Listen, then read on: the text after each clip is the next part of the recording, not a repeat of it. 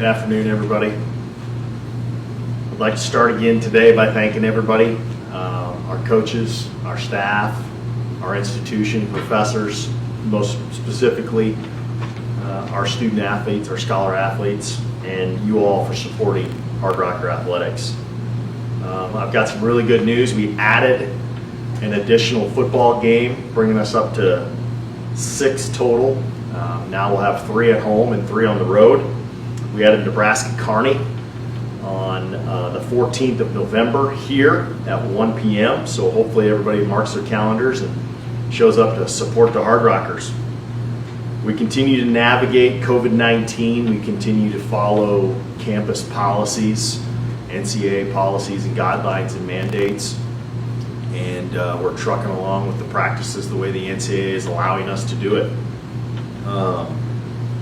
We're going to have Rmac meetings this week on Thursday. We will finalize the spring volleyball and soccer schedules.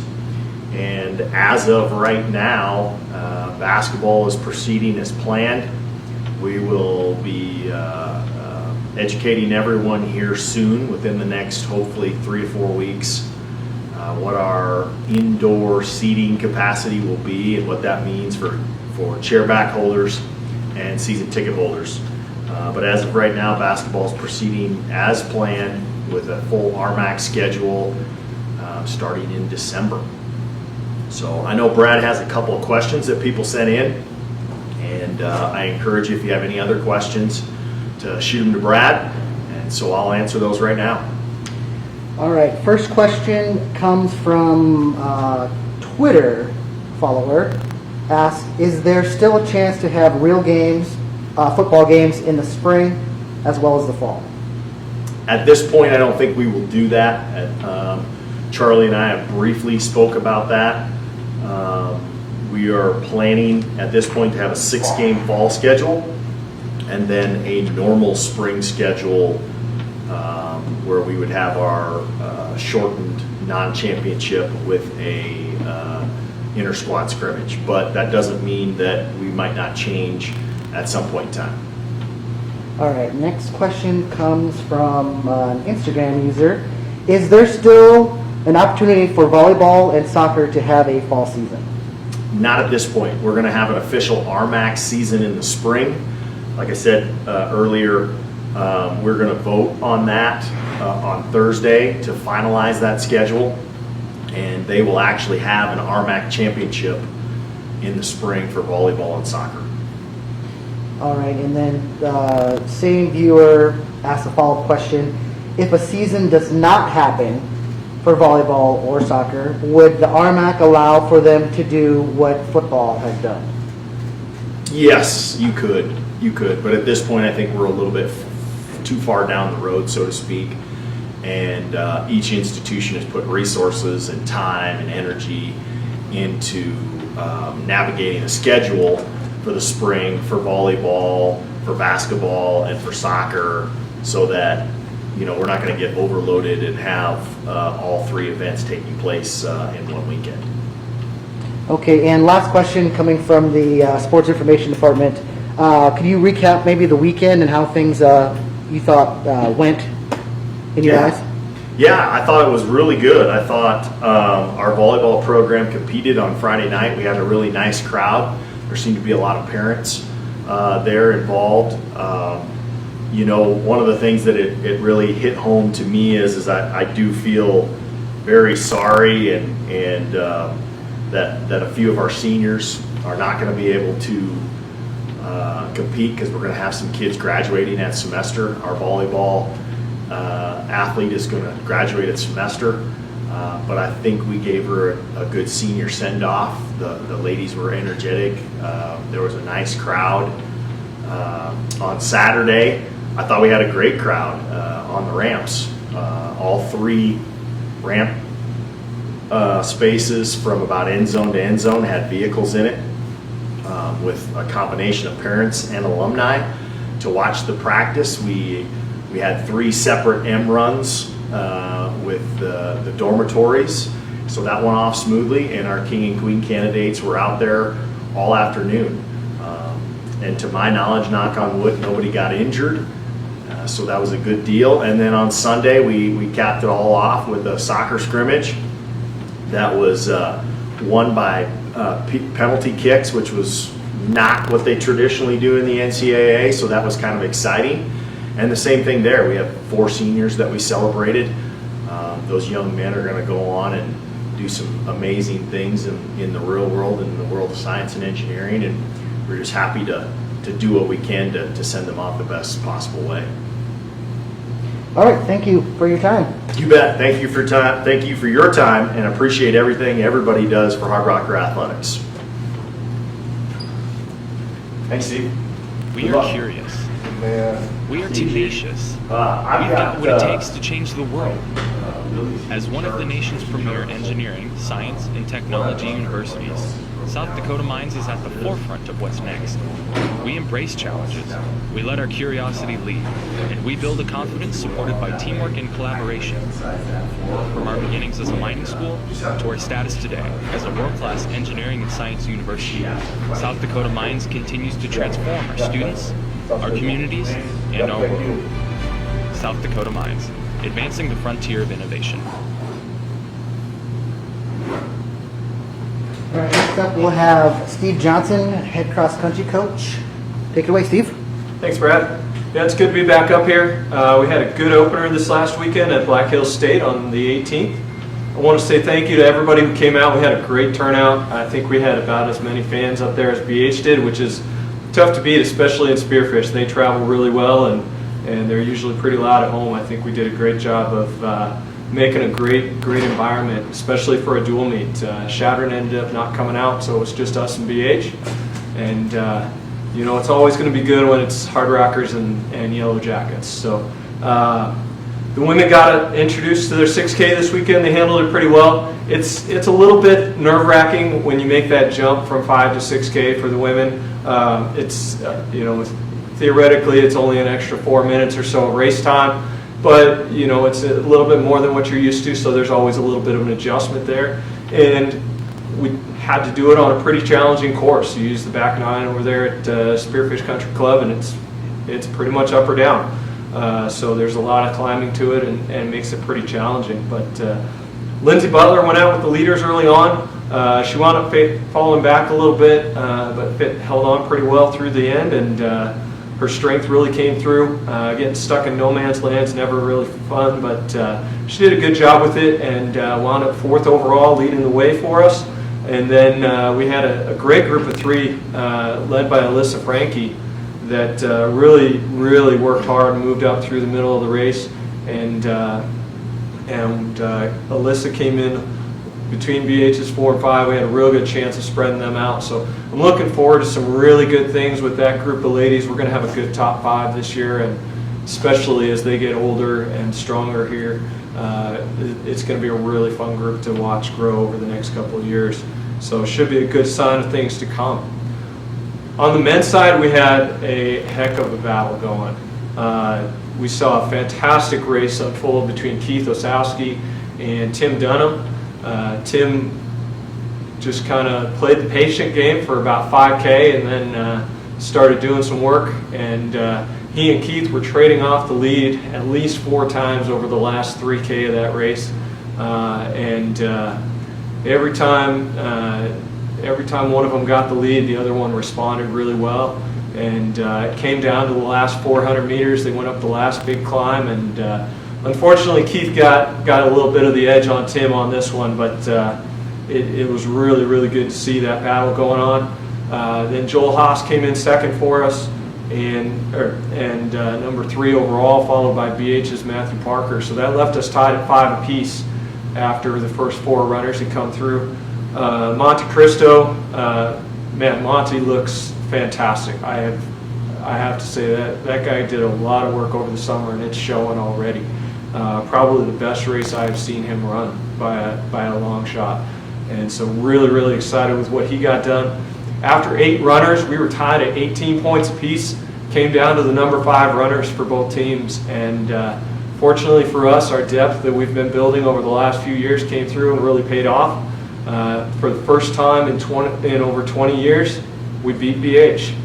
So that was a fantastic feeling, great accomplishment for the team, and I'm really proud of those guys for what they did. It came out down to 1 point, 27-28. Next week, we're going to be going down to Chadron. That race will start, it's October 3rd, starts at 10 a.m.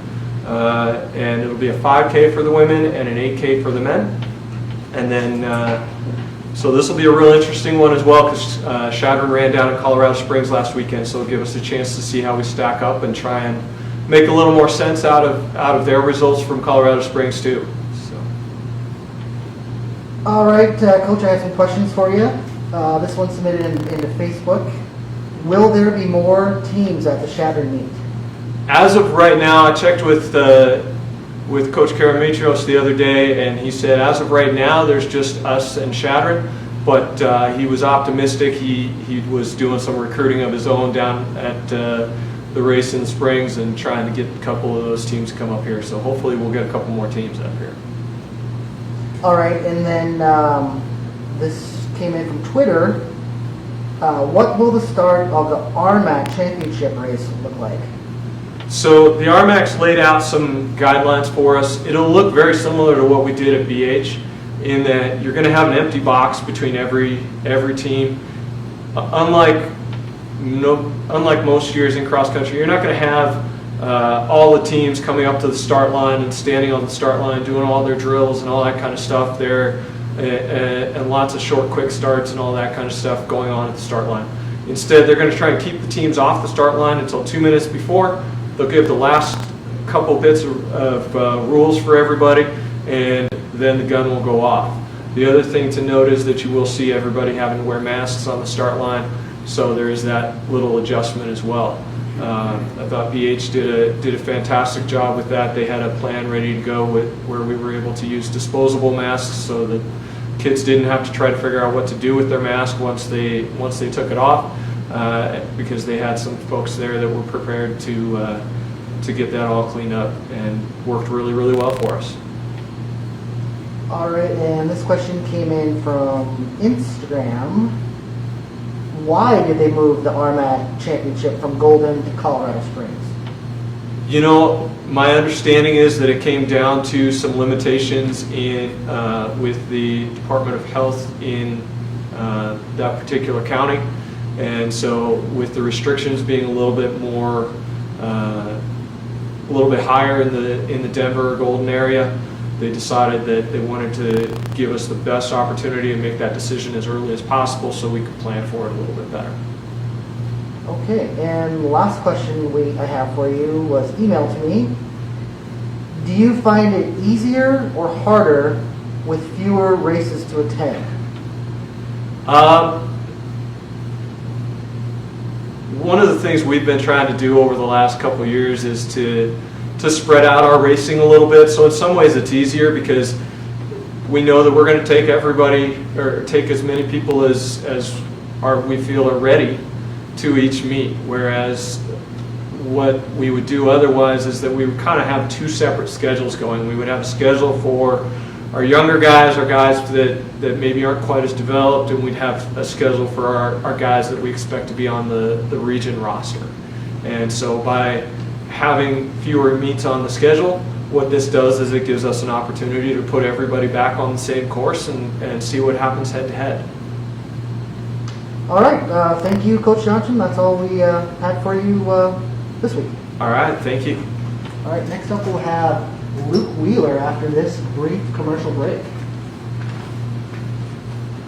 Zach, can I call you right back? We are curious. All right, thanks. We are tenacious.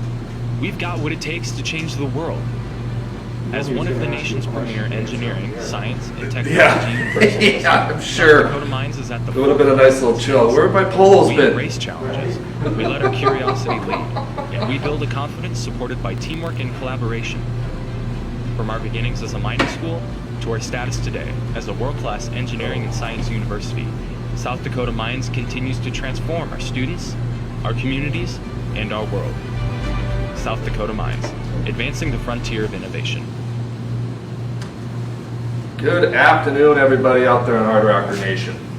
Luke Wheeler here, Director of Golf for men's and women's golf programs.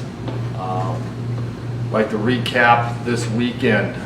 We were up at the Dickinson State Invite up at Bully Pulpit Golf Course in Medora. One of the nicer golf courses we'll ever get to play. Super terrain. Greens are fast. You're playing through the Badlands, so we came ready prepared, but we weren't prepared for the 40-mile-an-hour winds that we got on the first day. So if you saw the scores, you saw they're a little high. That would be the reason why. But after the first day, both the men and the women's teams were leading, tied with Jamestown, the men's were, and the women were just a couple shots above Jamestown. Going into the second day, we had a great day. It was beautiful out. You couldn't ask for a nicer day than on Monday. We went out and improved our scores on from the first day. The women did by, I think, 30 strokes, and the men improved by a good 20 strokes. So obviously you could tell that Sunday was very challenging with the wind. We did come away on the women's side with a victory over Jamestown and Valley City and Dickinson State. With that, Jesselyn Ship was our low Hardrocker for the women. She shot an 85 and a 90 respectively. And then we had a second, third, fourth, and fifth top five. So great job from them. On the men's side, Joseph Vincent, freshman,